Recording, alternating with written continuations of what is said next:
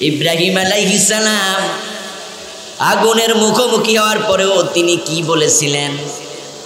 তাফসীর ইবনে কাসির প্রণেতা বলেন, ইব্রাহিম আলাইহিস সালাম সরকির উপরে যখন সরকি ঘুরাচ্ছে, রশি টান দিলে উনি পড়ে যাবেন আগুনের মাঝখানে।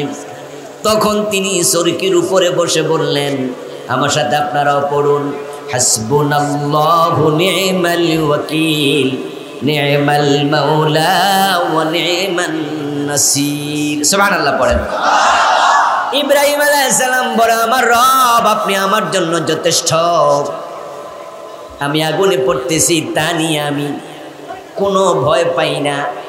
কার্য সম্পাদনকারী হিসাবে, সাহায্যকারী হিসাবে আপনার উপর আমার ভরসা আছে। ইব্রাহিম আলাইহিস সালামকে আগুনে ফেলে দেবে, তখন তিনি নিচের দিকে তাকায়া দেখেন উনার বাবাটাও সরকি টানতেছে, হাত পা বেঁধে সরকিতে বসায়া মাজার মাঝে রশি। ওই রশিটা যখন সরকি ঘুরবে, টান মারলে উনি ছিটকে পড়বে আগুনে। দেখে উনার বাবা আজও রশি টানতেছে। এর চেয়ে বড় দুঃখ আর আছে কি? জন্মদাতা বাবা সন্তানকে আগুনে ফেলতেছে, হেও রশি টানে যেন তাড়াতাড়ি পড়ে। ইব্রাহিম আলাইহিস সালাম তখন কি বলেছিলেন সেটা তাফসীর ইবনে কাসির প্রণেতা লিখেছেন। ইব্রাহিম নবী বলে, ইয়া রব্বি ইন্নাকা ফিস সামাই ওয়াহিদ ওয়া আনা ফিল আরদি ওয়াহিদুন আ'বুদুকা। ও আমার রব, আসমান তুমি একা চালাও, তামাম মালাকুত জাবারুত তুমি একা চালাও। জমিনের দিকে তাকায় দেখো ইব্রাহিম একা, তার বাবাটাও তার পক্ষে নাই। ইব্রাহিম আগুনে পড়লে আগুন উনাকে জ্বালাবে না, এটা কিন্তু উনি জানতো না। আগুনের অভ্যাস কি? কোনো জিনিস পোড়াইয়া দেয়া, এটাই তো আগুনের অভ্যাস। কিন্তু আল্লাহর পরীক্ষা তিনি পাশ করা বান্দা, এই জন্য বিপদ দিয়েছে কে? বিপদ থেকে বাঁচানোর ক্ষমতা শুধু কার? তাই তিনি বলে, হাসবি আল্লাহু নি'মাল ওয়াকিল নি'মাল মাওলা ওয়া নি'মান নাসির। আল্লাহ তোমার সাহায্য যথেষ্ট, তুমি আমার অভিভাবক, আমি দুশ্চিন্তা করছি না। আগুনে পড়লে পড়ব, তুমি যদি হেল্প করো আলহামদুলিল্লাহ, না করলে নাই, আমি তোমার উপর খুশি। ইব্রাহিম আলাইহিস সালামের আল্লাহর উপরে তাওয়াক্কুল দেখে আল্লাহ এত আনন্দিত হলেন, এত খুশি হলেন। কোরআনে আছে, মান ইয়াতাওয়াক্কাল আলাল্লাহি ফাহুয়া হাসবুহ। যে ব্যক্তি আল্লাহর উপর ভরসা করে, পরিপূর্ণ ভরসা করলে আল্লাহ নিজে তার জন্য যথেষ্ট হয়ে যায়।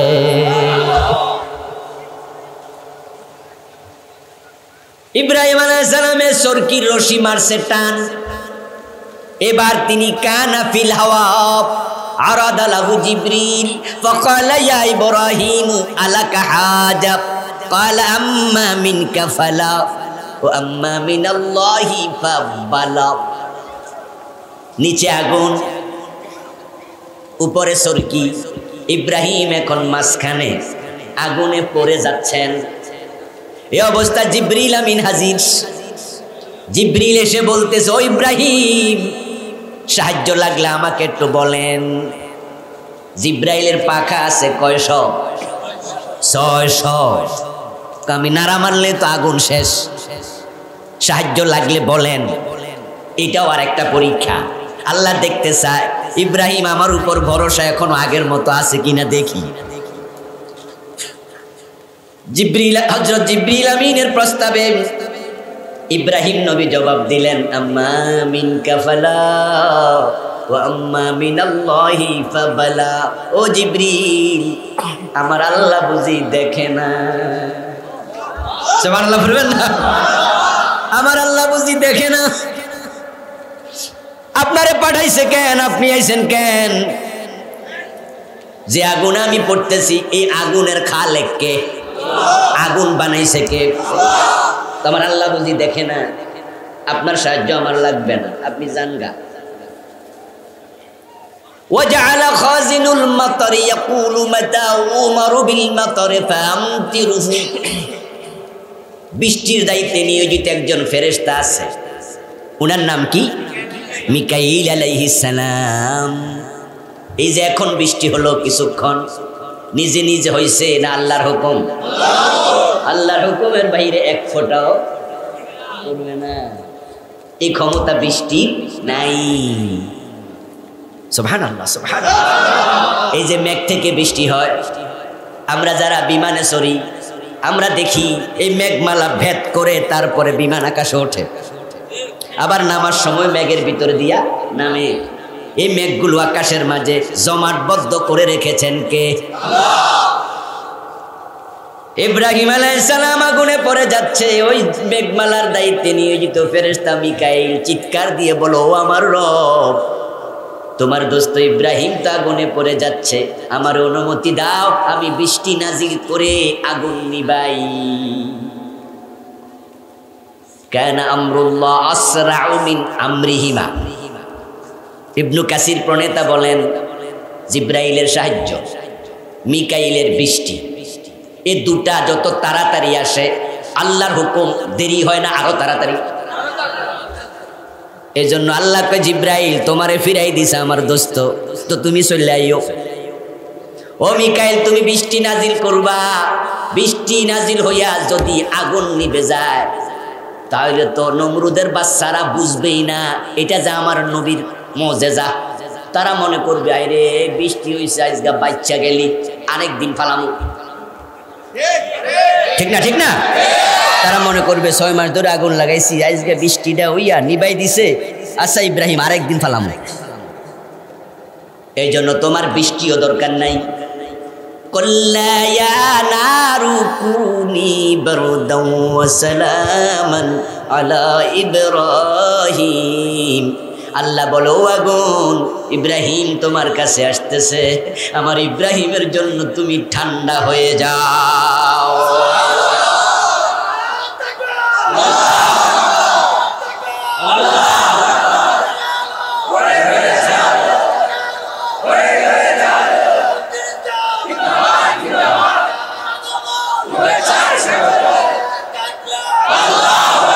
আমার প্রিয় ভাই, কুল্লা আমি বললাম, ইয়া নারু, ও আগুন, কুনি হয়ে যাও বারদা, ঠান্ডা। আগুনের অভ্যাস কি ঠান্ডা হওয়া না গরম হওয়া? আল্লাহ কয় তোমার চরিত্র পাল্টাও। সুবহানাল্লাহ পড়েন। তোমার চরিত্র হলো গরম হওয়া, আজকে তোমার আমি উল্টা আদেশ করি, তুমি আজকে কি হইবা? আজকে হইবা ঠান্ডা। কুনি বারদা। আল্লাহ তাআলা খুবই হাকিম, প্রজ্ঞাময়, তিনি বড় পণ্ডিত, বড় বিজ্ঞ, তাই তার কথার মতো সুন্দর সামঞ্জস্যপূর্ণ কথা বলার ক্ষমতা দুনিয়ার কারো নাই। এখন যদি ঠান্ডা হইয়া যায়, ইব্রাহিম আলাইহিস সালামের সাথে কি কুরিয়ার কম্বল ছিল? লন্ডনের জ্যাকেট গায়ে ছিল, তো ঠান্ডা কষ্ট পাইব না? এই জন্য আমার আল্লাহ করলেন বারদাও ওয়া সালামা, এমন ঠান্ডা হইও না আমার ইব্রাহিম কষ্ট পায়, বরং শান্তি প্রদানকারী আরামদায়ক ঠান্ডা হয়ে যাও। এটা হলো এয়ার কন্ডিশন। এসি লাগাইলে ঠান্ডাটা মজা না? আল্লাহ কয় এমন ঠান্ডা হইও যে ঠান্ডা যেন কষ্ট, শান্তিদায়ক ঠান্ডা হোক। ইব্রাহিমকে আল্লাহ পরীক্ষা করে দেখলেন, দেখি সরকিত বৈশা কি বলে। ইব্রাহিম যখন সরকিতে বৈশা আল্লাহরে কইয়া দিছে, আল্লাহ আমি তোমার উপর খুশি, আমার কোন অভিযোগ। আল্লাহকে আমি যাও বাঁচাইয়া দিলাম। এখন আগুন হলো ঠান্ডা, নাতিশীতোষ্ণ। এই আগুনের ভিতরে ইব্রাহিম আলাইহিস সালাম ছিলেন 40 দিন। এই 40 দিন ইব্রাহিম আলাইহিস সালাম আগুনে। তাফসীর ইবনু কাসির প্রণেতা বলছেন, ইন্নান নার লাম তারিক মিনহু ইল্লা ওয়াসাকাহু।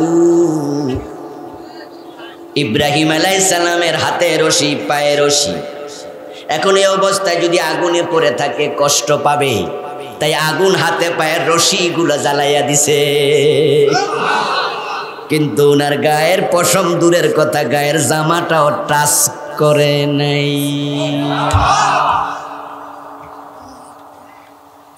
ইব্রাহিম নবী 40 দিন পরে আগুন থেকে বের হয়েছেন, একবারে তরুতাজা, বরং স্বাস্থ্য আগের চেয়ে এখন আরো উনি হায়াত পেয়েছিলেন অনেক লম্বা, 250 বছর, আপনার 100 বছর, 175 বছর হায়াত পেয়েছিলেন, লম্বা হায়াত। জীবনের শেষ দিকে উনার নাতিপুতি ছেলেপুলের সাথে যখন জীবনের গল্প করতেন, তখন ইব্রাহিম আলাইহিস সালাম বলতেন, আমার লম্বা জীবনে আমি যত আরাম আয়েশ ভোগ করেছি, সবচেয়ে বেশি আরামে ছিলাম নমরুদের আগুনের ভিতরে। আল্লাহ পরীক্ষা করে দেখে, পাশ করলে এমন পুরস্কার দেয় যে পুরস্কার দেওয়ার ক্ষমতা দুনিয়ার কারো। এই জন্য আজকের মাহফিল কমিটি মন খারাপ করা যাবে না, শ্রোতারা মন খারাপ করা যাবে না। আল্লাহ পরীক্ষা করেছে, পাশ করলে আরো বড় পুরস্কার দেবে, ঠিক না? আল্লাহ এমন পুরস্কার দিতে পারে যেটা মানুষ কল্পনাও, কিন্তু মানুষ যদি আল্লাহর উপর মেজাজ খারাপ করে, রাগ করে, আল্লাহর গজব আসতে পারে, ঠিক না? নারাজ হয়ে যাবে। রাজাবিল কাজা পাশ করার জন্য শর্ত। আমার ওয়াজ 2 ঘন্টা শোনা শর্ত না পাশ করার জন্য। দাঁড়ায় দাঁড়ায় আরো 30 মিনিট কষ্ট দেবে, এটা না। আপনারা শুনতে চাইলে আমি বলবো, না হয় আমি থেমে যাব, কিন্তু আমার ওয়াজ শোনার সাথে পরীক্ষা পাশের কোনো সম্পর্ক নাই। পরীক্ষা পাশের সম্পর্ক হলো আল্লাহ যা করছে তার উপর খুশি থাকা, কোন অভিযোগ করা, আল্লাহ যা আছে আলহামদুলিল্লাহ। ও প্রিয় ভাই, আজকের মাহফিল ব্যক্তি একা কেউ করে নাই, এখানে 10 জন 20 জন 50 জনের সাহায্য। তাই মাহফিল যদি একবারে না হতো, সব ভেঙে সুরে একবারে টর্নেডো ঘূর্ণিঝড় দিয়ে আল্লাহ শেষ করে দিতেন, তাও কিন্তু লস একা হতো না, লস হতো অনেকের, ঠিক না? কিন্তু কারো যদি সন্তান মারা যায়, লস কি পুরা গ্রামওয়ালার হয়? শুধু বাবার। এবার হাদিস শুনুন, এই জমিনে সন্তানের মৃত্যুর খবরের চেয়ে বড় ভয়াবহ খবর খুব কম। কারণ বাবারা বুঝে সন্তানের মূল্য বাবা মায়ের কাছে কত। রিক্সাওয়ালাও তার জমানো সব টাকা ছেলে অসুস্থ হলে হাসপাতালে খরচ করতে সামান্য দ্বিধা করে না। হঠাৎ করে হার্নিয়া ব্যথা, অপারেশন লাগবে, ডাক্তার বলল হ্যাঁ আজকেই লাগবে, না হার্নিয়া ফেটে। রিক্সাওয়ালা কয় স্যার কয় টাকা লাগবে? কয় যে 1030 লাগতে পারে। স্যার আমি গরিব মানুষ, এত টাকা পামু কই, কম। ডাক্তার কয় ভাই কম আমি কি করবো, না আমারটা আমি কম নিমু, 5000 কম নিলাম, 10,000 নিলাম, হাসপাতালে বাকি খরচ তো দিতে হবে। রিক্সাওয়ালা 6 মাস 1 বছর 2 বছর ধরে 20 টাকা 50 টাকা করে জমাইছে মাটির ব্যাংকে। আজকে ছেলের জন্য মাটির ব্যাংক ভেঙে সব টাকা ডাক্তারের হাতে তুলে দিতে বাবা পিছপা হয় না।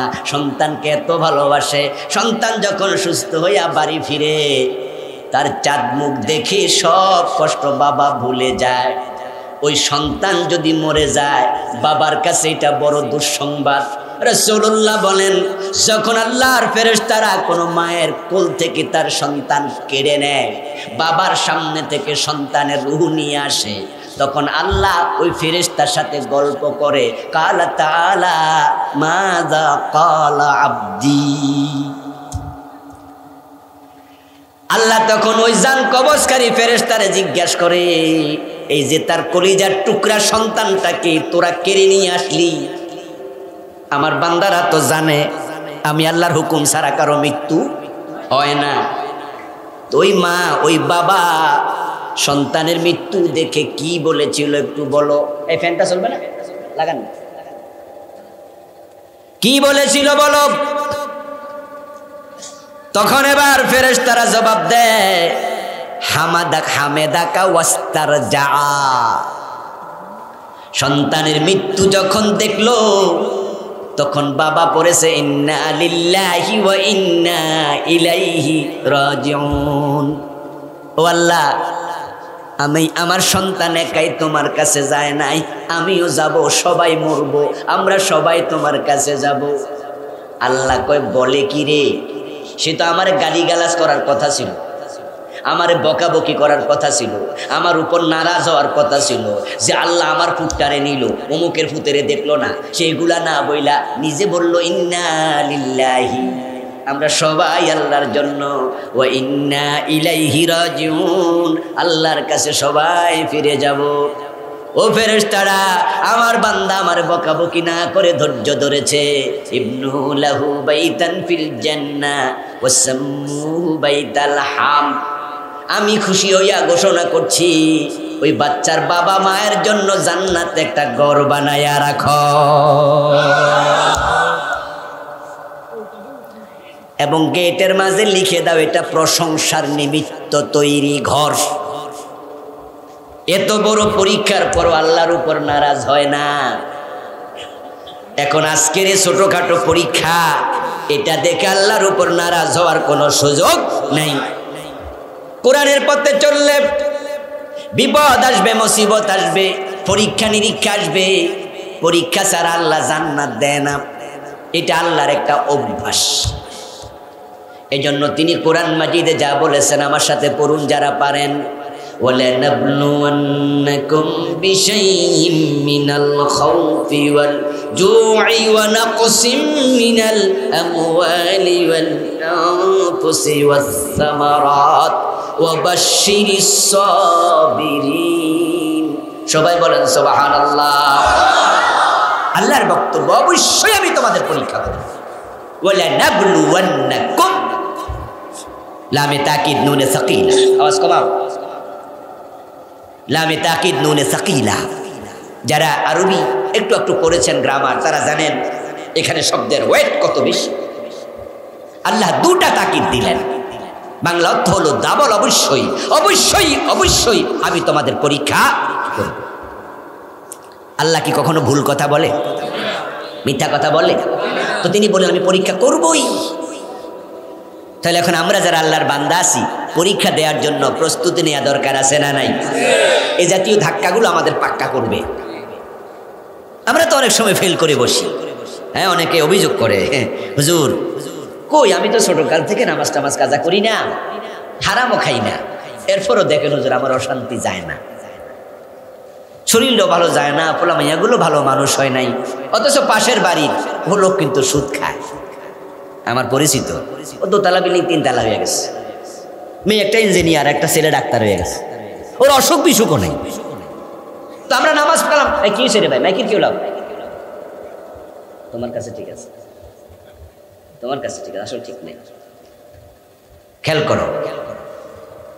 আবার প্রিয় ভাই, এই যে শুনি কেন কেন করতেছে, আওয়াজ করলেই দেখো তো কেন হচ্ছে, কমাও। ছেলে অসুস্থ, মেয়ে অসুস্থ, সংসার ভালো যায় না, আমরা তো নামাজি, ওই সুদখোর গোশখোর তারগুলো ভালো যায়। অর্থাৎ সে বুঝাতে চায় নামাজ পড়া লাভটা কি। নাউজুবিল্লাহ। একটু বিপদ আপদ আসলে আল্লাহ অভিযোগ করে, আল্লাহ আমার আপনি এরকম করেন কেন? অথচ শুনুন তো, এই জমিনে যত মানুষ এসেছে, যত মানুষ আসবে, সব মানুষের জন্য, মানুষের মাঝে আল্লাহর কাছে সবচেয়ে প্রিয় যেজন, ওনার নাম হলো মুহাম্মাদুর রাসূলুল্লাহ সাল্লাল্লাহু আলাইহি ওয়াসাল্লাম। আল্লাহর কাছে সব মানুষের মাঝে উনি হলেন ভালোবাসার দিক থেকে কয় নাম্বার? অথচ জন্মের আগে বাবা নাই। যাদের বাবা নাই, আদর সোহাগ থেকে তারা অনেকে বঞ্চিত হয়। জন্মের মাত্র 5 বছর ব্যবধানে আপন মা নাই, ছোট্ট মানুষ। আরে ভাই থাকুক নাই রে, এত কিছু করলে কেমন ওয়াজ করবো? যা আসিল তো আসিল, দোয়ার সে আদোয়াই বালা, বেশি লাড়াছাড়ি করো না। ওই যে বেটা পুকুর থেকে কাতলা মাছ ধরছে, নেজ নাড়তেছে মাছ, এখন কানসার মাঝে মাটি দেখা বউ কয় তাহলে পুকুরে একটু ধুইয়া আনি, এরপরে কাটি। বেটা দাও লইয়া খাড়াই রয়েছে, বউ গেছে কানসা ধুইতে, যেই পানিতে নামছে বোয়াল মাছ একবারে লাড়া দিয়া আউট। জামাই তো দাও লইয়া খাড়াই রয়েছে, এই তুমি কই? আমি ঘাটলায়, আসো তাড়াতাড়ি। মাছ তো নাই। কই গেছে? পানিতে। কেন? ওই যে ধুইতে গেছিলাম। স্বামী কয় দোয়ার সে আদোয়াই ভালো আছে। এখন আপনারা যা শুরু করছেন, দোয়ার সে আদোয়া ভালো হয় কিনা আল্লাহ জানে। কি আপনারা কি বসবেন নাকি? বসার পরিবেশ আছে? আসেনি? দেখেন তো বৃষ্টি কিন্তু চলে গেছে আলহামদুলিল্লাহ। সাহস করে কি বসে যেতে পারবেন? জুতা বিছায়া জুতার উপরে বসে যান। জি দেখি জুতার উপরে বসে যান তো। বাড়ি যায় জামা কাপড় ধুয়ে নিয়েন, কোনো অসুবিধা নেই। আল্লাহর কোরআনের আলোচনা শোনার জন্য অতটুকু স্যাক্রিফাইস করা দরকার। দেখি বসে যান, মাশাআল্লাহ তো অনেকেই বসে গেছে, একটু কষ্ট করেন। হাদিস আছে আজরুকুম আলা কদরি নাসবিকুম। মা আয়েশাকে লক্ষ্য করে প্রিয় নবী বলছো, আয়েশা আজরুকি আলা কদরি নাসবিকে, আয়েশা যে ইবাদত করতে তোমার কষ্ট বেশি হয়, মনে রেখো সেই ইবাদতে আল্লাহ সওয়াব বেশি দেয়। বসে যান তো দেখি, জায়গা টাকা খুঁজা বসে যান। জি মাশাআল্লাহ মাশাআল্লাহ। এই যে আল্লাহ তাআলা বৃষ্টি তুলে নিস, আল্লাহর ক্ষমতা আছে। হ্যাঁ বসে যান বসে যান, এটা জিকির করুন, লা ইলাহা ইল্লাল্লাহ লা ইলাহা ইল্লাল্লাহ লা ইলাহা ইল্লাল্লাহ।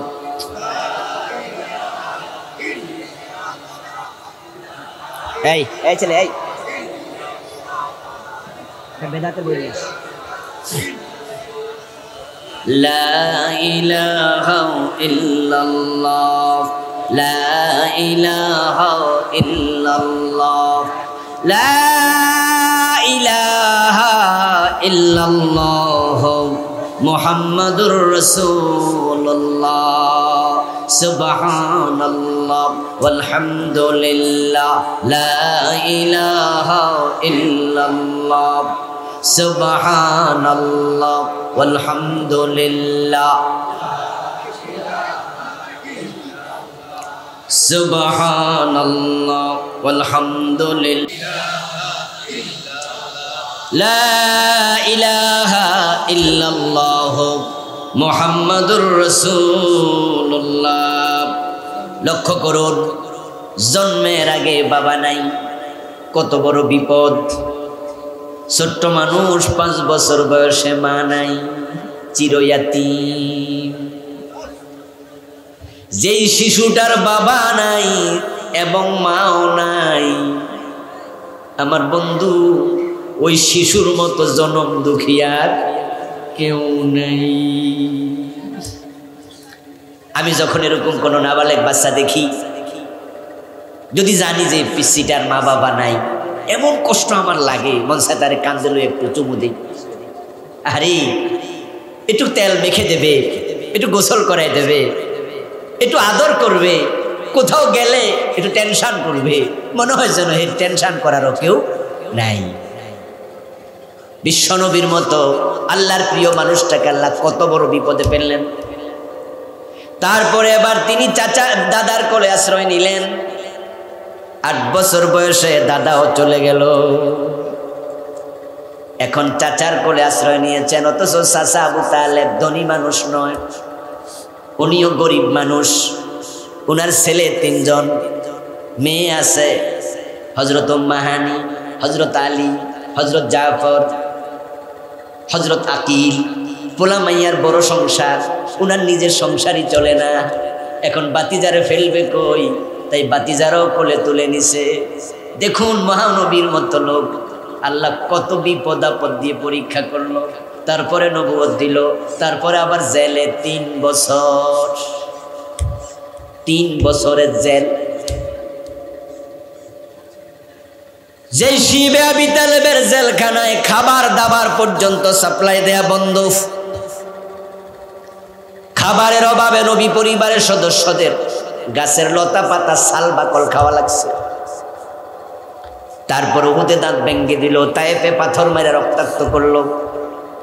আচ্ছা, বিশ্ব নবী আল্লাহর ব্যাপারে কোন অভিযোগ করছে? আল্লাহ তুমি এসব কি করো? না।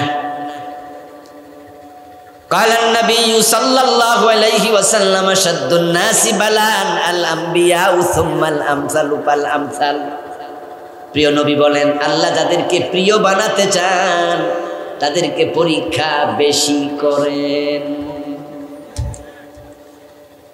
আচ্ছা, যে ছেলে মেট্রিক পাস করছে আর যে ছেলে 5 পাস করছে, পরীক্ষা বেশি কে দিছে? কথা বলেন, কথা বলেন। 5 ওয়ালা না মেট্রিক ওয়ালা? এখন সমাজে সম্মান কদর শিক্ষিত হিসাবে কার বেশি? আচ্ছা, যে বিএ পাস করছে, মেট্রিকল আছে, পরীক্ষা কম দিছে না বেশি দিছে? তাহলে বোঝা গেল যে ব্যক্তি বড় হয় পরীক্ষা তারে বেশি দেয়া লাগে। আশাদ্দুন নাসি বালা'আন আল আম্বিয়া, এই জমিনে সবচেয়ে বেশি পরীক্ষা দিয়েছে আল্লাহর নবীগণ। সুম্মাল আমসালু ফাল আমসালু। এবার হাদিস হলো ওই পরীক্ষা কিন্তু বন্ধ হয় নাই। নবীদের পথে চলবে যারা, জীবনে তাদেরকে আরো পরীক্ষা দিতেই হবে। আল্লাহর নবীদের মাঝে আমরা দেখি বড় বড় পরীক্ষা করার দিয়া 2 টুকরা করে ফেলেছে, এমন নবীও আছে না নাই? এই জন্য বিপদ মুসিবত দেখলে কোনো অভিযোগ করা যাবে না, ধৈর্য ধরতে হবে। ইন্নাল্লাহ মাস সাবিরিন, ধৈর্যশীলদের সাথে আছে কে? সম্মানিত দিনী ভাইয়েরা, আলোচ্য বিষয় আজকে আমাকে দেয়া হয়েছিল বেদাতের ভয়াবহতা। আপনারা পোস্টারে দেখেছেন, লিফলেটে আছে, এ হলো আমার আজকের আলোচ্য বিষয়। আমি একটু ভিন্ন ট্র্যাকে কিছু কথা এই জন্য বললাম, যেহেতু আলোচ্য বিষয়ের উপর আলোচনা করার পরিবেশটা ছিল না। এখন আল্লাহ তাআলা আমাদেরকে পরিবেশটা কিছুটা হলো অনুকূল করে দিয়েছেন। ওই বেদাতের ভয়াবহতা নিয়ে সংক্ষেপে কিছু কথা বলা দরকার। আপনারা কি শুনবেন? শুনবেন। বেদাত পরিত্যাজ্য একটি কাজ। বেদাত হচ্ছে সর্বল উমুর, যত নিকৃষ্ট বিষয় আছে তার মাঝে অন্যতম একটি। বেদাত হচ্ছে ভালো মানুষের পাপ, চুরি চোরের পাপ, ডাকাতি ডাকাতের পাপ, মদ খাওয়া মদখোরের পাপ।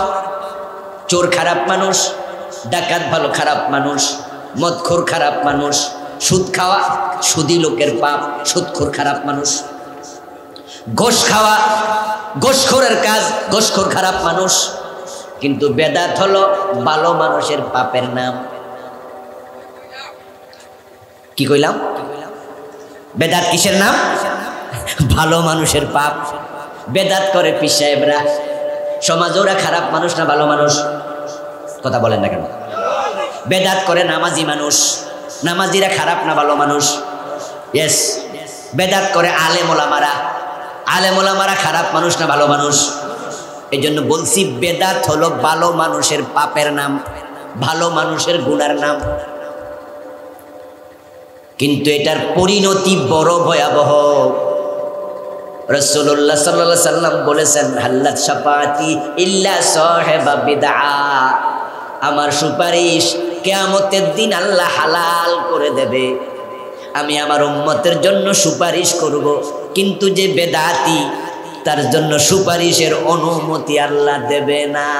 তাই যেই পীর, যেই নামাজি, যেই আলেম বেদাতি হয়, নামাজ রোজা কইরাও জান্নাত পাওয়ার সম্ভাবনা।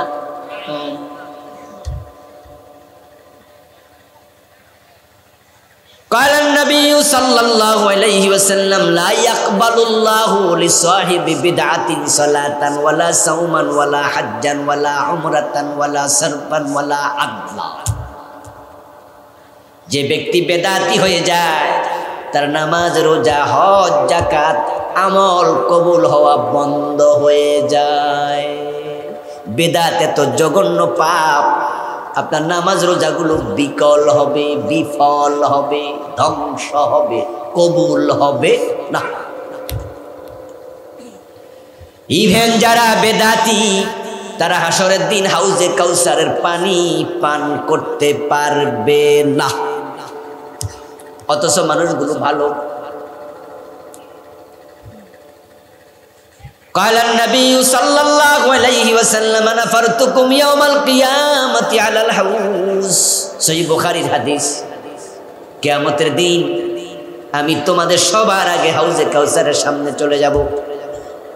আমার উম্মত যাবে, আমি হাউজের পানি পান করাবো।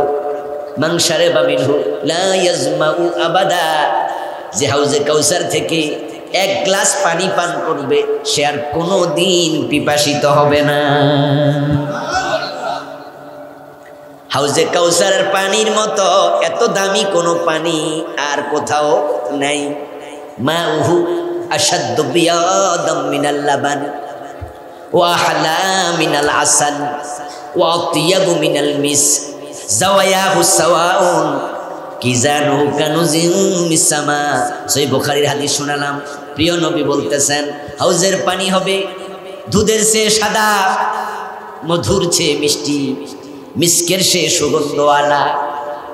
এই হাউজের পানি আমার উম্মত পান করবে, সেখানে দলে দলে মানুষ পানি পাবে, ভিড় করা লাগবে না, যানজট লেগে যাবে না, লাইনে খাড়ানো লাগবে না।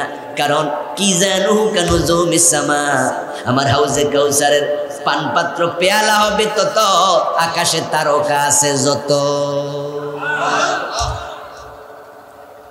আমার উম্মতরা পানি পান করবে। এই অবস্থায় আমার কাছে একদল লোক আসবে, এসে তারা বলবে হুজুর আমরা আপনার উম্মত, আমাদের কিছু হাউজের পানি দেন, আমরাও খাবো। রাসূলুল্লাহ সাল্লাল্লাহু আলাইহি ওয়াসাল্লাম বলেন আমি তাদের হাতে পানি দেওয়ার জন্য আগাবো, ফায়ুহালু বাইনি ওয়া বাইনাহুম, হঠাৎ করে দেখব তাদের মাঝে আর আমার মাঝে একটা পর্দা পড়ে গেছে। ফাকুলু ইন্নাহুম মিন্নি, তখন আমি আওয়াজ করে বলবো কি হলো কি হলো, ওরা তো আমার উম্মত, তাদের হাতে পানি কেন দিতে পারলাম না? তখন ফেরেশতা আসবে, ফায়ুকালু, এসে তারা বলবে, বলা হবে ইন্নাকা লা তাদরি মা হাদাসু বাদাক ফাকুলু সুহকান সুহকান লিমান গায়্যারা বাদি। ফেরেশতারা এসে বলবে ইয়া রাসূলুল্লাহ, ও আল্লাহর নবী আপনি জানেন না এই লোকগুলো আপনার পরে আপনি যখন চলে আসছেন দুনিয়া থেকে, তারা আপনার ইসলামের মাঝে নতুন নতুন অনেক বেদাত বানাইছে।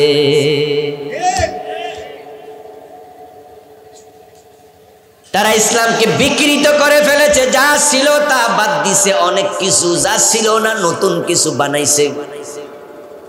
এই কথা শুনে ফাকুলু, আমি নবী মুহাম্মদ সেদিন কি বলবো শোনো, সুহকান সুহকান লিমান গায়্যারা বাদি, আমার পরে, আমার ইন্তেকালের পরে তোরা যারা আমার ধর্মকে, আমার দ্বীনকে এইভাবে বিকৃত করেছিস, দূর হ দূর হ, তোদের জন্য হাউজের পানি দেয়া হবে।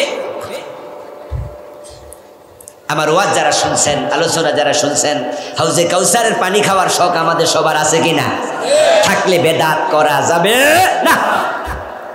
আচ্ছা আপনারা আমরা যতটুকু আমল করি, আমাদের ব্যক্তিগত আমল দিয়ে আমরা নাজাত পাবো, রাসূল সুপারিশ না করলেও চলবে, এমন সাহস কার কার আছে? একটু হাত তোলা দেন।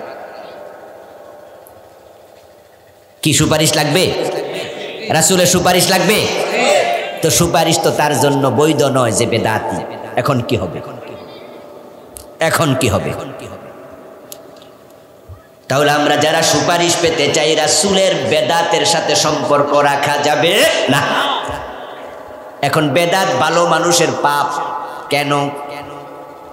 কারণ হলো যারা বেদাতি হয় তারা আমল একটু বাড়াইয়া করে। যেমন রাসূল সাল্লাল্লাহু আলাইহি ওয়াসাল্লাম দুজন সাহাবীকে আযান শিখাইছে, একজন হযরত বেলাল আর একজন হযরত আবু মাহজুরা রাদিয়াল্লাহু তাআলা আনহুমা। এই দুইজন ছিল রাসূলের মুয়াজ্জিন। আযান শিখাইছে, তিনি আযান শুরু হবে আল্লাহু আকবার আল্লাহু আকবার। এখন আমাদের দেশে কিছু মসজিদে আযানের আগে দুরূদ শরীফ পড়ে, আসসালাতু ওয়াসসালামু আলাইকা ইয়া রাসূলুল্লাহ, আসসালাতু ওয়াসসালামু আলাইকা ইয়া নবিয়াল্লাহ, এরকম দুরূদ পড়া তারপরে আযান দেয়। এই যে তারা দুরূদটা বাড়াইছে, গুনার নিয়তে বাড়াইছে। দুরূদ পড়লে সওয়াব না গুনাহ? কথা বলেন না। দুরূদ খারাপ জিনিস না ভালো জিনিস? যে বেটা জীবনে আযানই দেয় না, হে কি আযানের আগে বেদাত বানাইছে? হে তো আযানই দেয় না। তাহলে এই যে আযানের আগে দুরূদ চালায়া দিলেন, এটার নাম বেদাত। বেদাত মানে হলো হিয়াল ইবাদাতুল মুহদাসা মা লাম তাকুন ফি জামানিন নবী সাল্লাল্লাহু আলাইহি ওয়াসাল্লাম ওয়া আসহাবিহি। প্রিয় নবীর জামানায়, রাসূলের সাহাবাদের জামানায় যেই কাজটাকে ইবাদত মনে করা হতো না, নতুন করে সেটা বানানোর নাম হলো বেদাত। রাসূলুল্লাহর জামানায় আযান ছিল, সাহাবাদের জামানায় আযান ছিল, কিন্তু আযানের আগে দুরূদ শরীফ ছিল না। এই পেশ লাগাইয়া দিলেন। বেদাত মানে হলো আপনি সওয়াবের নিয়তে নতুন কাজ করবেন, সওয়াবের নিয়ত খারাপ মানুষ করে না, ভালো মানুষ করে। এই জন্য বেদাত ভালো মানুষের পাপ, অর্থাৎ তারা আরো বেশি করতে চায়, একটু বাড়াইয়া বাড়াইয়া করতে চায়। রাসূলুল্লাহ ঈদ করেছেন দুটি, একটার নাম ঈদুল ফিতর আর একটার নাম ঈদুল আজহা। এখন নতুন একটা ঈদ বাইর হয়েছে, এটার নাম ঈদে মিলাদুন নবী, ঠিক না? এটা কেউ গুনার নিয়তে করছে, মনে করছে বাড়াইলাম সওয়াব তো একটু বেশি হইব, এই জন্য এটা ভালো মানুষের পাপ।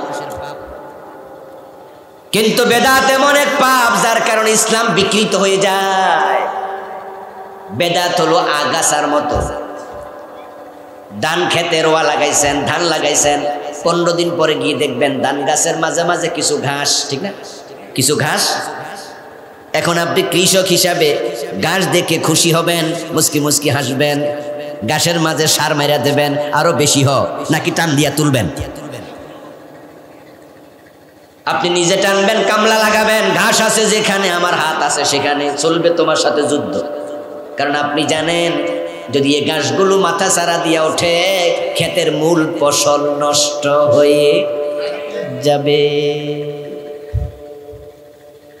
এই জন্য একজন কৃষক যেমন ঘাসের সাথে কম্প্রোমাইজ করে না, ঘাসকে ছাড় দেয় না, আগাছা উপরে ফেলে দেয়, প্রয়োজনে কামলা লাগায়া দেয়, কারণ সে জানে আগাছা যদি বেড়ে যায় মূল ফসল নষ্ট হয়ে যাবে।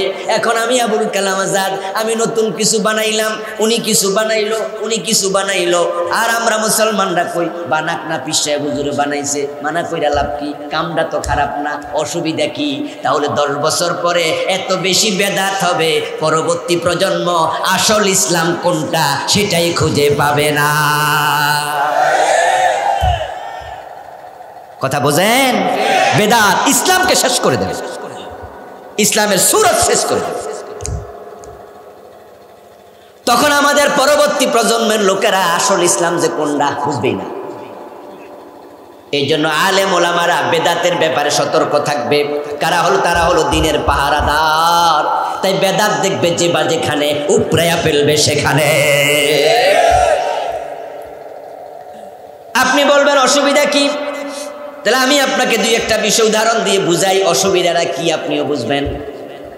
আজানের আগে দুরুদ পড়ছেন, হুজুর দুরুদ পড়লে তো 10 নেকি হয়। আমি কই জি, আপনার সাথে আমি একমত।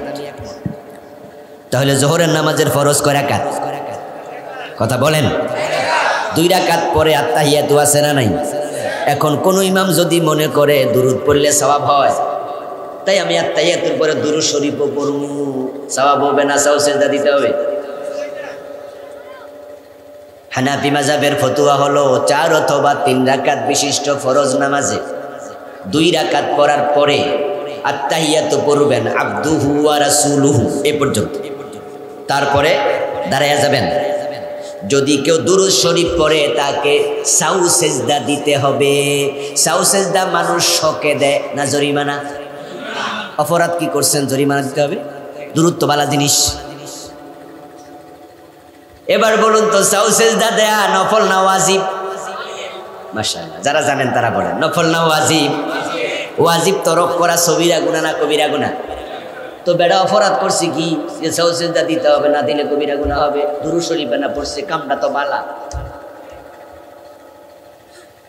এখানে একটা উত্তর, রাসূলুল্লাহ সাল্লাল্লাহু আলাইহি ওয়াসাল্লাম আত্তাহিয়াতুর পরে দাঁড়ায় গেছে, তা রাসূল করছেন যেটা আমরা করব সেটা, ঠিক না? রাসূল যা করেছেন তা আমরা করব, রাসূল যা ছেড়েছেন তা আমরা ছাড়বো, রাসূলের বাহিরে আমরা যাব না। সাহাবায়ে কেরাম যা করেন আমরা তা করব না। মাথার মাপে টুপি হবে, গায়ের মাপে জামা হবে, রাসূলের মাপে ইসলাম হবে।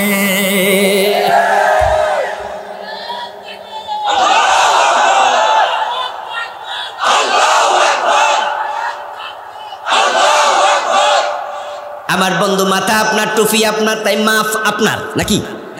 গা আপনার, জামা আপনার, মাফ আপনার, কিন্তু ইসলাম কি আপনার? কথা বলতে। ইসলাম আপনার বাবার, ইসলাম আপনার পীর সাহেবের, ইসলাম আপনার দাদার, ইসলাম রাসূলের মাপে হওয়া লাগবে। এই জন্য রাসূল সাল্লাল্লাহু আলাইহি সাল্লাম যা করেন নাই, তুমি সেখানে বানানোর অধিকার তোমার নাই। আপনাদের এলাকায় ফজরের নামাজের সুন্নাত কত রাকাত? মাশাআল্লাহ 2 রাকাত। আচ্ছা সময় যদি হাতে থাকে 4 রাকাত পড়লে তো সওয়াব বেশি হবে, ঠিক না? আজান যখন হলো মুয়াজ্জিন সাহেব ঘড়ির দিকে তাকায় দেখলো জামাত হতে এখনো 30 মিনিট বাকি। উনি মনে করলো সুন্নাত 2 রাকাত করে 6 রাকাত পড়া লই, সময় তো আছে, সওয়াব বেশি হবে, বরং নামাজগুলো বাতিল হবে। হানাফি, শাফি, মালিকি, হাম্বলি, আহলে হাদিস, লা মাযহাবি, 5 করলি, 1 করলি, 2 করলি, 3 করলি, কিয়ামিলা কিয়ামি, আলিয়া কওমি, যত আলেম আছে, আমরা ফজরের সুন্নাত জীবনে কোনোদিন 4 রাকাত করি নাই, 2 রাকাত করে বইয়া বইয়া জিকির করি, ঠিক আছে, কোরআন তেলাওয়াত করি, তো সময় তো আছে, করলে অসুবিধা কি? উত্তর হলো বিশ্বনবী নিজে ফজরের সুন্নাত কখনো 2 রাকাতের বেশি পড়েন নাই, রাসূল জাহাজ করেন নাই। বাড়াইয়া করতে যাইও না, গেলে বেদাত হয়ে যাবে। قال النبي صلى الله عليه وسلم من حدث في امرنا هذا ما ليس منه فهو رد। বিশ্বনবী বলেন আমার দিনের মাঝে আমি যা রেখে যাই নাই, যা আমি করি নাই, নতুন করে কেউ যদি বানায় সেটা বাতিল বাতিল বাতিল। এখন কিছু লোক বাড়াইলো, আবার কিছু কমাইছে, কমাইন না পাবলিকও আছে না নাই? কোরআন শরীফটা কই গেল গা? চোর ধরে হাত কাটো এমন আইন কোরআনে আছে না নাই? রাসূল যখন দুনিয়া থেকে বিদায় নিচ্ছেন এই আইনটা কি চলমান ছিল না? সাহাবাদের যুগে চলমান ছিল না? এখন সে আইন বাংলাদেশে চলমান আছে, তো বাদ দিল ডাকে, তাহলে বোঝা গেল বাদ দেওয়ার লোক। হযরত ওমর তো নিজের ছেলে আবু শামা মদ খেয়েছে, তাই 80 বেত লাগাইছে, লাগায় নাই? মদ্যপানের অপরাধে প্রিয় পুত্রকে নিজ করে মেরেছে দুররা, মরেছে পুত্র তোমারই চোখের পরে। আল্লাহর হাবিব মদ পান করলে বেত লাগানোর নিয়ম চালু করেছেন। হযরত ওমর নিজের ছেলেকে রেহাই দেন নাই। এখন বাংলাদেশে মদ ইয়াবা আছে না নাই? 80 বেতের আইন চালু আছে, তো বাদ দিল ডাকে, তাহলে বোঝা গেল বাদ দেয়ার লোক। আপনারা যারা বাদের পক্ষে তারাও রাসূলের সুপারিশ পাবেন না, আর আপনারা যারা বেদাতের পক্ষে তারাও সুপারিশ পাবেন না। সাবধান। কুল ইন কুনতুম তুহিব্বুনাল্লাহ ফাত্তাবিউনি ইউহিব্বুকুমুল্লাহ। আবেগ দিয়ে ইসলাম না দলিল দিয়ে? অনেকে তো আবেগ দিয়ে কয়, আচ্ছা হুজুর ঈদে মিলাদুন্নবী বানাইছি, অসুবিধাটা কি? এটা তো ভালো জিনিস, রাসূলের জন্ম আমি একটু আনন্দ করছি, খুশি হয়েছি, মিছিল করছি। আপনার কাছে আমার প্রশ্ন, তাহলে 10ই মুহররম যারা হাই হোসেন করে তারা খারাপ করে কি? ইমাম হুসাইন যে মারা গেছে, শহীদ হয়েছে, এজন্য কি আমাদের মনে ব্যথা নাই? আমরা কি শোকাতুর না? আমরা কি কষ্ট পাই না? এখন শিয়ারা কষ্ট আর একটু বেশি পাইছে, তাই কই হাই হোসেন, হাই হোসেন, হাই হোসেন। আমরা কই এই মিয়া এসব বাদ করো। আচ্ছা হাই হোসেন করছেন আপনারা কেউ? তো শিয়ারা করছে, অসুবিধা কি? আরো বালান হয়েছে, শোক আরো বেশি দেখাইছে। এত বালাও বালা না, এত বালাও বালা না। আমাদের সাবেক একজন প্রেসিডেন্ট, জাস্ট বুঝার জন্য বলছি, উনার মা মারা গেছে, তখন উনি ক্ষমতায় ছিল বাংলাদেশের, উনি প্রায় 9 বছরের মতো প্রেসিডেন্ট ছিল। ইশারা দিলাম, আর কিছু দরকার নেই, জাস্ট বুঝার জন্য বলছি। উনার মা মারা যাওয়ার পরে চট্টগ্রামে এক প্রোগ্রাম উনি গেছেন, জনসভা ছিল, উনার রাজনৈতিক জনসভা। ওখানে চট্টগ্রামের যিনি সভাপতি ছিলেন তিনি বক্তৃতার মাঝে আমাদের প্রেসিডেন্টের মা মারা গেছে কইয়া হাউমা কইরা কান্দা শুরু করছে। তো প্রেসিডেন্ট সাহেব উনার বক্তৃতায় কইতাছে, মা মরছে আমার, কান্দে মিয়া, ঘটনা বুঝলাম না। কথা বুঝেন নাই? মা মরলো কার আর কান্দে কেডা? তো মা তো মরছে আরো 6 মাস আগে, এখনো কি কান্দা আইব? তো উনার কান্দা এত পরে আইলো। এর মানে উনি বুঝছে যে আসলে প্রেসিডেন্টের তেল দিতেছে, ঠিক না? সুবিধা আদায় করার জন্য বুঝাই সামনের মারে আমিও ভালোবাসি। এত ভালো কিনা? ভালো না, এত ভালো না। আরে ভাই আপনার চুলকানি উঠছে, তো আপনি হালকা চুলকাইলে মজা লাগবে, কিন্তু বেশি জোরে দিলে চামড়া ঝিরা যাব না, এত মজা না। রাসূলকে অনুসরণ করতে আল্লাহ অর্ডার করেছে। আপনি মজা করে একটা ঈদ বানাই ছেড়ে দিলেন। আচ্ছা, বিশ্বনবী সাহাবারা রাসূলকে ভালোবাসতেন আমাদের সে কম না বেশি? কম না বেশি? কত বেশি তুলনা করা যাবে? রাসূল ইন্তেকাল করলেন 11 হিজরিতে। বাসের আগা উঠতে যায়, আছে না? কেউ লাফাইয়া হেলে দুলে জিকির করতেছে, করাতি জিকির, কোদাইল্লা জিকির, হেলে ডুলে জিকির, বিদ্যুৎ জিকির, কারেন্টের জিকির।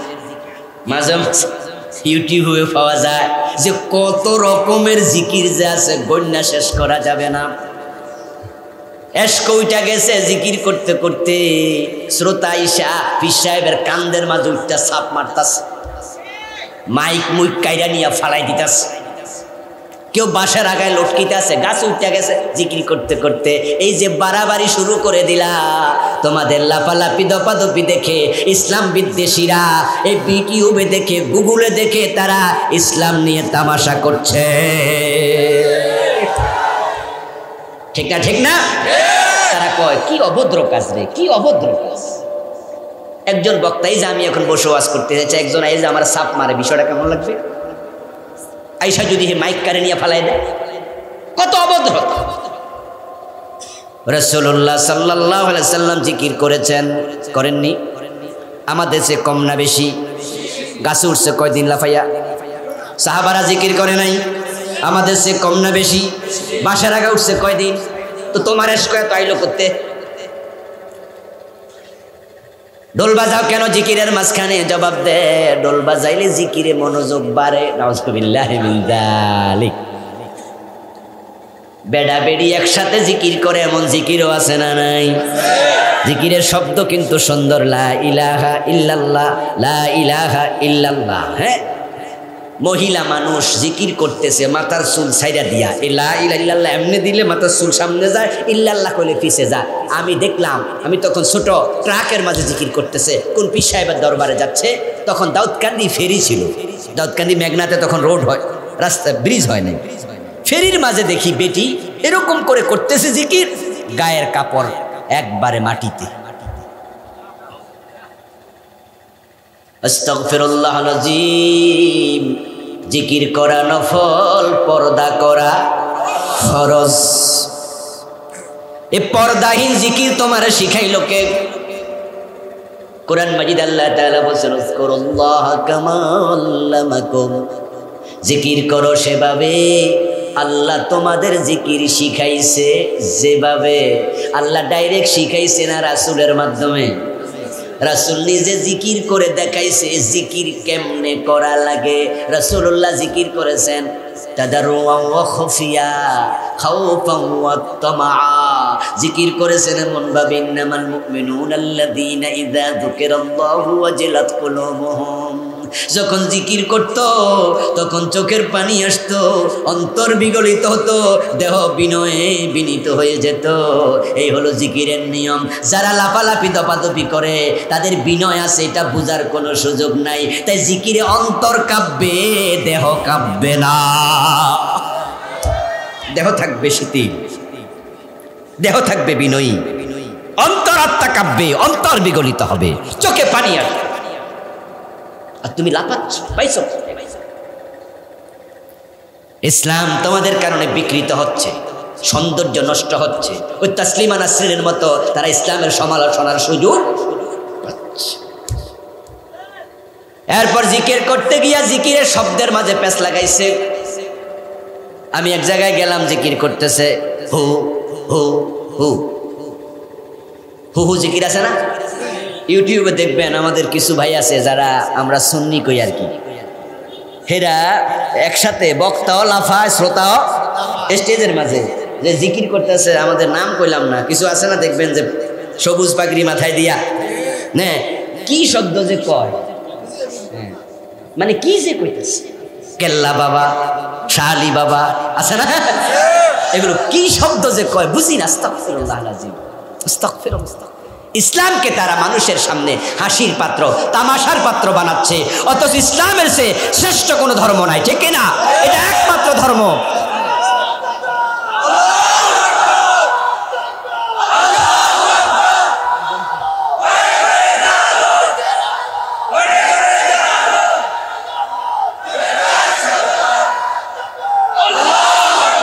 আমার ভাইয়ের, আপনার দ্বারা আমার দ্বারা ইসলাম যেন প্রশ্নবোধক না হয়, সচেতন সাবধান থাকা দরকার আছে কিনা? এগুলোর বিরোধিতা করবেন। এই মিয়া এসব লাপান কেন, থামেন, বসেন। আমি নরসিংদী ওয়াজ করতেছিলাম, শহরের একটু পূর্ব সাইডে, ওখানে নদী আছে একটা, মেঘনার একটা শাখা আছে, ওটা পার হয়ে পাশে ওয়াজ করতে গেলাম। এরকম মাহফিল ওয়াজ করছি, ওয়াজ চলাকালে দেখি প্যান্ডেলের এক পাশ থেকে এক ইয়াং ছেলে 10-15 মিনিট ওয়াজ করলাম, এর মাঝে করে উঠছে। তা আমি তার দিকে তাকালাম, তাকিয়ে আমার ওয়াজ আবার শুরু করলাম। কিছুক্ষণ যাওয়ার পর দেখি হে আবার। পরে আমি বললাম, এই ছেলে আর একবার হোঁ কইবার থাপড়ামো, বের করে দেবো। ওয়াজ শেষ করছি, বেড়ার এসকো আর ওঠে নাই, এক ধমক এসকো শেষ।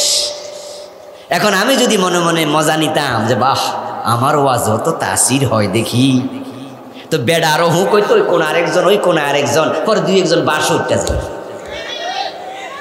ঠিক কিনা, ঠিক কিনা?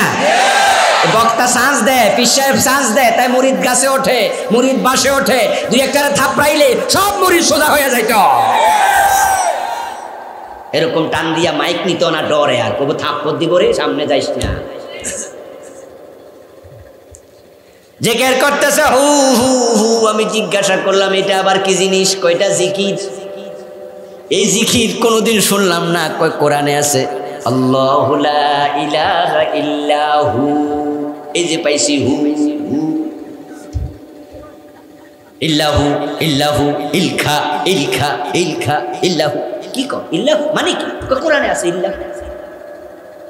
অথচ কোন কোন শব্দে জিকির হবে রাসূল নিজে শিখাইছেন। সুবহানাল্লাহ, আলহামদুলিল্লাহ, লা ইলাহা ইল্লাল্লাহ, সুবহানাল্লাহি ওয়া বিহামদিহি, সুবহানাল্লাহিল আযীম ওয়া বিহামদিহি আস্তাগফিরুল্লাহ।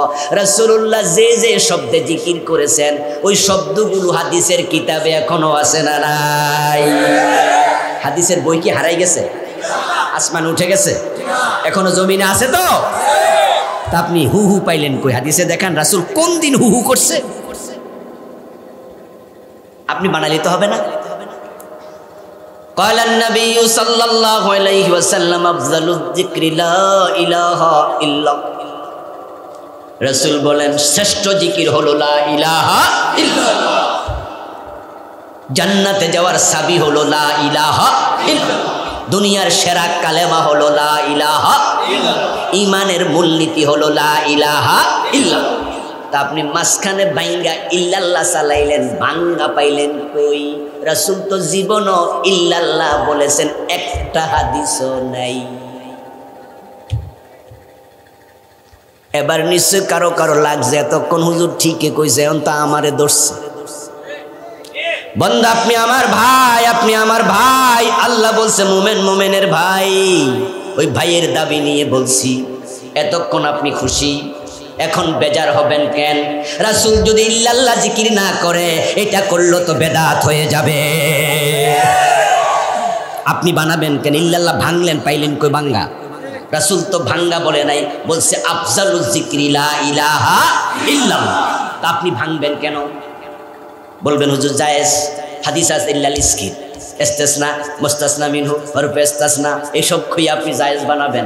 আমি আপনার কাছে জায়েজ না না জায়েজ জানতে চাই নাই, আমি জানতে চাইছি রাসূলুল্লাহ এমন জিকির করেছে কিনা। করলে হাদিস দেখান।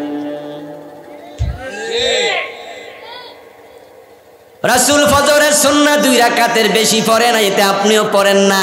তো রাসূল ইল্লাল্লাহ জিকির করে নাই, আপনি করবেন কেন? এজন্য আপনারও আপনাদের ভাইদেরকে বলবেন আমরা পুরা জিকির করতে চাই, বাঙ্গা জিকির দরকার নাই। পুরাটা করেন, অর্ধেক করবেন কেন? রাসূলুল্লাহ সাল্লাল্লাহু আলাইহি ওয়াসাল্লাম আযান শিখাইছে, আযান। এখন আযানের মাঝে বেদাত ঢুকছে। قال النبي صلى الله عليه وسلم إذا سمعتم المؤذن فقولوا مثل ما يقول। মুয়াজ্জিন যখন আযান দেয় সে যা বলে তোমরা জবাবে তা বলো। আমরা বলি আল্লাহু আকবার, মুয়াজ্জিন থেকে শুনেছি। মুয়াজ্জিন কয় লা ইলাহা ইল্লাল্লাহ, আমরাও বলি তাই। মুয়াজ্জিন কয় আশহাদু আন্না মুহাম্মাদার রাসূলুল্লাহ, আমরা কি বলি?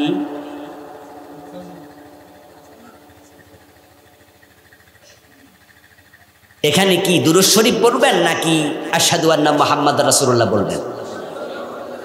মাশাআল্লাহ, উত্তর একবারে সলিড। আমরা দেখি আমাদের ঢাকা কিছু কিছু অঞ্চল আছে, চট্টগ্রামে তো আছেই, দুরূদ শুধু পড়ে না, এরকমও করে, আছে না? এরকম দুইটা আঙ্গুল লইয়া সুমু মারে, এদিকেও কিছু কিছু আছে। মুয়াজ্জিন বলছে আশহাদু আন্না মুহাম্মাদুর রাসূলুল্লাহ, ওরা সাল্লাল্লাহু আলাইহি সাল্লাম পড়ে এরকম সুমু দেয়। অথচ বিশ্বনবী বলছেন ফাকুলু মিসলা মা ইয়াকুলুল মুয়াজ্জিন, মুয়াজ্জিন যা বলে তোমরা তাই বলো। এজন্য এখানে দুরূদ পড়বেন না, এখানে আপনিও বলবেন আশহাদু আন্না মুহাম্মাদুর রাসূলুল্লাহ। তারপরে আবার মুয়াজ্জিন বলবে হাইয়া আলাস সালাহ, নামাজে আসো। তখন আপনি যদি বলেন হাইয়া আলাস সালাহ, ও মুয়াজ্জিন আপনিও আসেন, সুন্দর হলো না? এই জন্য প্রিয় নবী বলে এখানে বলবে লা হাওলা ওয়ালা কুওয়াতা ইল্লা বিল্লাহিল আলিয়্যিল আযীম। মুয়াজ্জিন বলবে হাইয়া আলাল ফালাহ, আপনি বলবেন লা হাওলা ওয়ালা কুওয়াতা ইল্লা বিল্লাহ। এবার মুয়াজ্জিন বলবে আসসালাতু খায়রুম মিনান নাওম, ফজরের নামাজ। আপনারা কি বলবেন? আমাদের দেশে অধিকাংশ লোক কয় সাদাক্তা ওয়া বারারতা, অথচ লাইসা লাহু আসলুন। আল্লামা মোল্লা আলী কারি রাহিমাহুল্লাহ বলেন এই শব্দের কোনো ভিত্তি নাই, এটা হাদিস না, পাওয়া যায় না। বরং আপনিও বলবেন আসসালাতু খায়রুম মিনান নাওম। হ্যাঁ মুয়াজ্জিন, আমি একমত, নিশ্চয় ঘুমের চেয়ে নামাজ উত্তম, ঠিক না? তারপর আল্লাহু আকবার, আল্লাহু আকবার, লা ইলাহা ইল্লাল্লাহ, লা ইলাহা ইল্লাল্লাহ বলার পরে এবার আমরা অনেকেই দোয়া করি আল্লাহুম্মা রাব্বা হাযিহি দাওয়াতি তাম্মা ওয়াস সালাতিল কায়িমা। অথচ এটা সুন্নাহর খেলাফ। বরং রাসূলুল্লাহ বলেছেন সুম্মা সাল্লু আলাইয়া, তোমরা যখন আজানের দব দেয়া শেষ করবা তখন আমার উপর আগে দুরূদ পড়ে নিও, কারণ ওই যে নাম শুনছিলা দুরূদটা তো বাকি রইছে। এই সুন্নাহটা আজকে আমাদের দেশে বলা চলে মরে গেছে, আলহামদুলিল্লাহ কিছু লোক আমল করে। তাহলে আজানের জবাব দেওয়া শেষ হলে ফার্স্ট কাজ হলো দুরূদ পড়া। কি পড়া? সুম্মা সাল্লু আলাইয়া।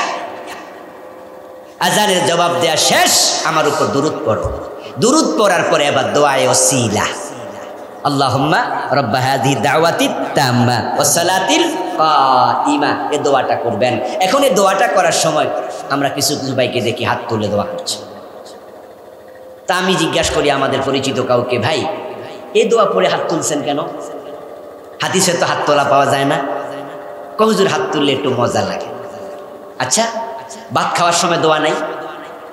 কথা বলতে হবে, ভাত খাওয়ার সময় দোয়া আছে, তো হাত তোলেন না কেন?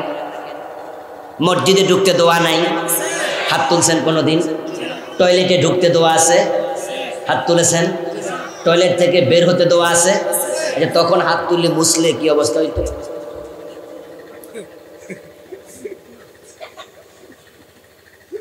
প্রিয় নবী সাল্লাল্লাহু আলাইহি ওয়াসাল্লামের আল আদিয়া আল মাসনুনা, আল আদিয়া আল মাসনুনা, রাসূলের সুন্নাহ যে দোয়াগুলো अवेलेबल পড়তেন ওগুলোতে প্রিয় নবী হাত তুলতেন না।